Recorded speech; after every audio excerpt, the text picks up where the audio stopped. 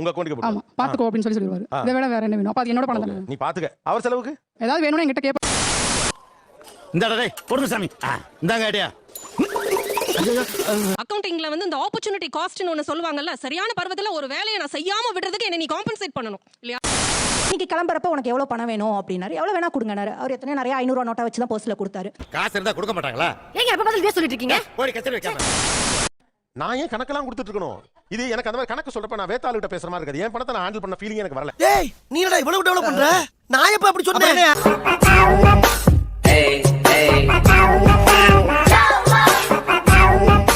அனைவருக்கும் கோபிநாத்தின் அன்பு வணக்கம்.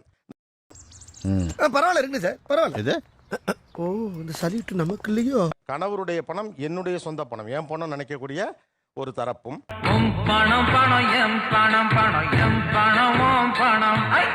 கணவருடைய பணம் என்னுடைய பணம் அல்ல, என் பணம் தான் என் பணம். என் பணம் தனி.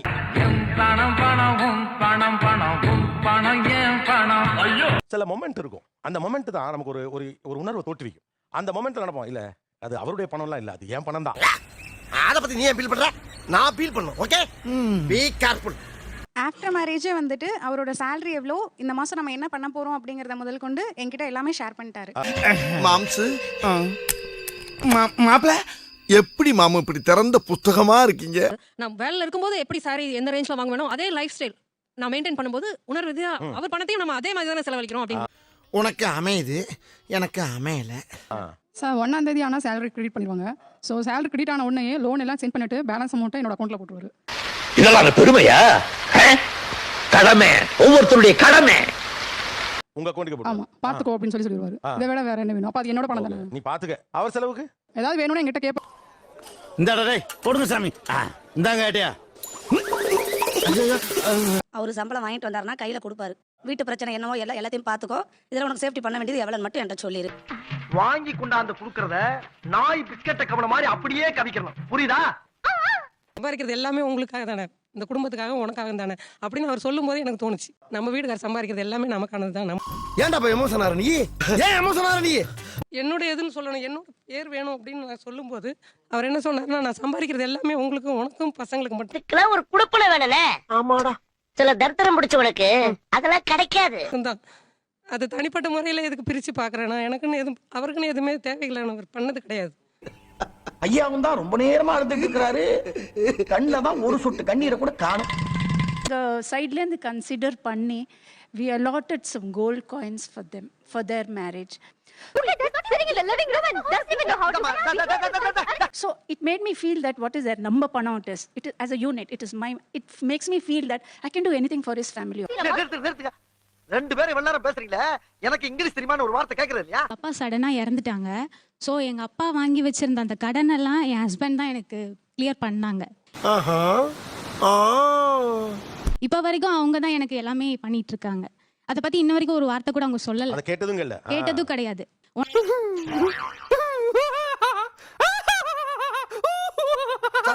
எப்பெல்லாம் உங்களுக்கு தோணும், இல்ல இல்லப்பா இது அவர் பணம் தான் என் பணம் இல்ல அப்படின்னு எப்பெல்லாம் தோணும்? சொன்னா தீத்துற போறியா? என்னால முடிஞ்சதை செய்யறேன், சொல்லுங்க. எப்பயுமே தோணும். எப்பவுமே தோணும். கல்யாணம் ஆகி போய் புதுசா வந்ததுல இருந்து இன்னைக்கு இந்த ஷோக்கு வர வரைக்கும் தோணி இருக்கு. எதா இருந்தாலும் பிராங்கா பேசுறாயா? கல்யாணம் ஆகி வந்த அப்புறம் என் ஹஸ்பண்ட் வந்து ரொம்ப ரொம்ப நல்ல மனுஷன். அதனால வந்து ஒவ்வொரு தடையும் உனக்கு எவ்வளவு பணம் வேணும்னு கேட்பாரு. மூடு ஒரே தான் லென்த் பண்ற. ஒரு இந்த ஏடிஎம் கார்டுலாம் வந்தது இல்லையா, அப்ப வந்து எனக்கு தோணி இருக்கு, அவரோட பேர்ல தான் ஏடிஎம் கார்டு இருக்கும், ஆனா அந்த கார்டு என்கிட்ட தான் இருக்கும், ஆனா அந்த நம்பர் வந்து அவர்கிட்ட இருக்கும். அப்போ நான் கார்டு பணம் எடுக்கிறப்ப எனக்கு ஃபோன் வரும், இல்ல ஒரு சேஃப்டிக்கு தான் நான் அவனுக்கு ஃபோன் பண்ணேன், வேற எங்கேயாவது கார்டு காண அடிச்சிட்டியான்ட்டு. நானும் பழிக்காத மாதிரியே எவ்வளவு நேரம் நான் அடிக்கிறது. இன்னைக்கு கிளம்புறப்ப உனக்கு எவ்வளவு பணம் வேணும் அப்படின்னாரு. எவ்வளவு வேணா கொடுங்கனாரு. அவர் எத்தனையோ நிறைய 500 ரூபா நோட்டா வச்சு தான் போஸ்ட்ல கொடுத்தாரு. காசு இருந்தா கொடுக்க மாட்டாங்களா? ஏங்க எப்ப பதில் சொல்லிட்டு இருக்கீங்க? போடி கச்சேரி வைக்காம. ஆனா அவர் இப்படி ஒரு ஷோக்கு வந்தா நான் வந்து உங்களுக்கு எவ்வளவு பணம் வேணும் அப்படி நான் இன்னைக்குமே கொடுத்தது இல்ல. அவரா தானே எடுத்துட்டு போறாங்க. இவன் என்ன நம்மள மாதிரி ஒரு புத்திசாலி? எனக்கு வந்து வெள்ளி கொலுசு போடணும்னு ரொம்ப ஆசையா இருக்கும். ஒரு நாள் தெரியாம வெள்ளி கொலுசு எடுத்துட்டேன் சர்ப்ரைஸா. நல்லா பிரைட்டா இருக்குல்ல? எடுத்ததுக்கு அப்புறம் நான் சரி ஓகே எதுவும் சொல்ல மாட்டாருன்னு எடுத்துட்டேன். வந்ததுக்கு அப்புறம் என்னைய கேட்காம நீ ஏன் வெள்ளி கொலுசு எடுத்த? பாத்தியாப்பா, உனக்கே மனசு கேட்காம நீயே அழுகுற. ஒரு பைசா அதில் ₹1 இருந்தாலும் சரி, இல்லை ஒரு 4 நாக்கு கருவேப்பிலை கொத்தமல்லி தழை வாங்கினாலும் சரி, அதை எழுதி வைக்கணும். நான் கேட்க மாட்டேனாங்க, அறிவு வேணாங்க. சார் ஒன்றும் இல்லை, ஆக்சுவலி ஒரு வாட்டி நாங்கள் பர்ச்சேஸ்க்காக போயிருந்தோம், ஒரு 5000 ஒரு ட்ரெஸ்ஸஸ்லாம் எடுக்க போயிருந்தோம். எக்ஸஸாக வந்து பார்த்தீங்கன்னா ஒரு ₹1000 எக்ஸ்ட்ரா ஆயிடுச்சு. இப்படியே போய்க்கிட்டா என்ன அர்த்தம்? இதுக்கு ஒரு முடிவே கிடையாதா? நீ வந்து பட்ஜெட் வந்து 5000 தான் சொன்னேன், பட் அதை மீறி வந்து ₹1000 எக்ஸ்ட்ராவா ஆயிடுச்சு. சார் நான் வேணும்னு பண்ணல சார், சொல்லுங்கடா.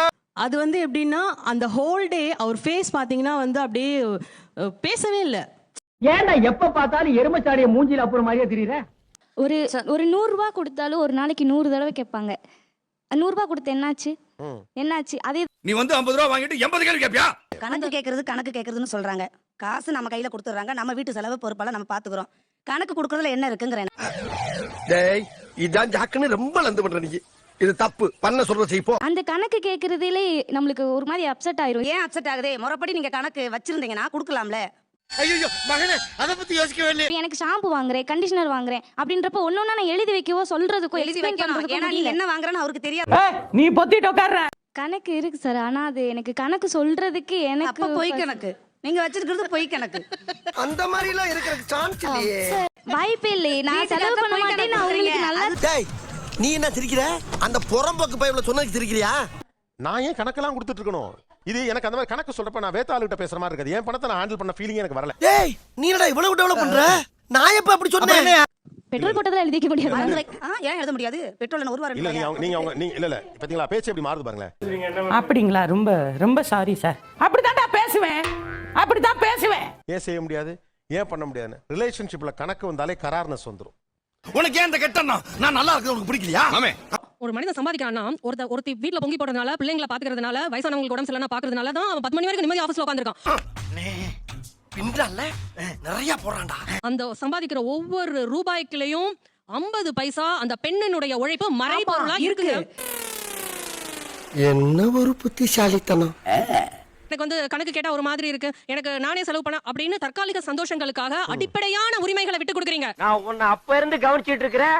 உன் அட்டகாசம் தாங்க முடியல. ஒரு ஜான் இருந்துட்டு இவ்வளவு நீ பண்ற. ஒரு ஆண் ₹1 சம்பாதிக்கிறானா 50 காசு அந்த பெண் விட்டு தான். ஏன்னா அந்த ஸ்பேஸ கொடுக்குறா. ஏதோ பேசுறதுக்காக நான் பேசிட்டு இருக்காத. நேரத்துக்கு கடத்தாத, நல்ல விவரமா பேசு. அப்ப அந்த ரைட்ஸ உரிமையா கோரி பெறுவதை விட்டுட்டு நீங்க என்னமோ இதுல போய் பினான்சியல் ஃப்ரீடம் பத்தி பேசிட்டீங்களேன்னு கேக்குறாங்க. அப்படி கேளுங்க, அறிவு வரட்டும். அக்கவுண்டிங்ல வந்து இந்த ஆப்பர்ச்சுனிட்டி காஸ்ட்னு ஒன்னு சொல்லுவாங்கல்ல, சரியான பருவத்துல ஒரு வேலையை நான் செய்யாம விடுறதுக்கு என்ன நீ காம்பன்சேட் பண்ணணும் இல்லையா? இதை விட எக்கச்சக்கமான விஷயமெல்லாம் எனக்கு தெரியும். சுருக்கமா சொல்ல போனா நான் ஒரு அறிவியல் புஸ்தகம் மாதிரி. நான் இதை செய்யாம உனக்கு இதை செய்யறேன், அந்த காம்பன்சேஷனை நான் கூலியா கேட்டு பெறுங்கன்னு ரொம்ப சில்லறத்தனமா சொல்லல. ஏன் இப்ப உனக்கு எங்க வலிக்குது? நம்ம வேலையை பார்க்க வேண்டியதானே? அது உங்களுக்கான அங்கீகாரம். அந்த பணமும் என் பணம் தான். அந்த அங்கீகாரத்தை மனதளவுல ஏத்துக்கோங்கன்னு சொல்றேன். ஏமா இப்படி தப்பு பண்றீங்களம்மா? நீங்க இடம் கொடுக்காம அவங்க வளர முடியாது. அப்ப அவர்களுடைய சம்பாத்தியத்தில் சரிபாதி உங்களுக்கு உரிமை இருக்கு.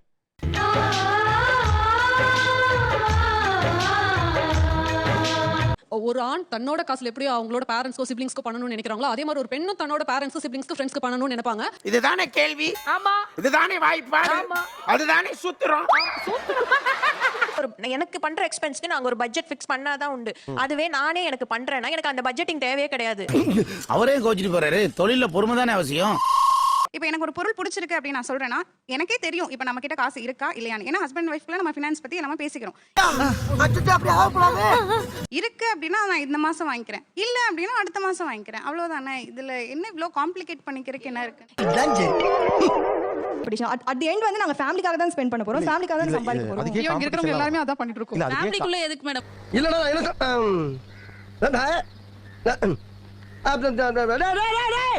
அவங்க சொல்லவே இல்லையே மேடம். சொல்ல மாட்டாங்க மேடம், ஆண்கள் சொல்ல மாட்டாங்க. அதான் பிரச்சனையே. அவங்க எவ்வளவு சாக்ரிஃபைஸ் பண்றாங்கன்னு சொல்ல மாட்டாங்க. அதுக்கு இல்ல ராசையா, அவனுக்கு கிடைக்காதடா டார்க்கல்ல அழக்கூடாதா? அப்ப 2 பணமும் ஒரே பணம் தானா? ஆமா, ஆஃப் கோர்ஸ். அப்ப பணம் என்ன பேசுறீங்க?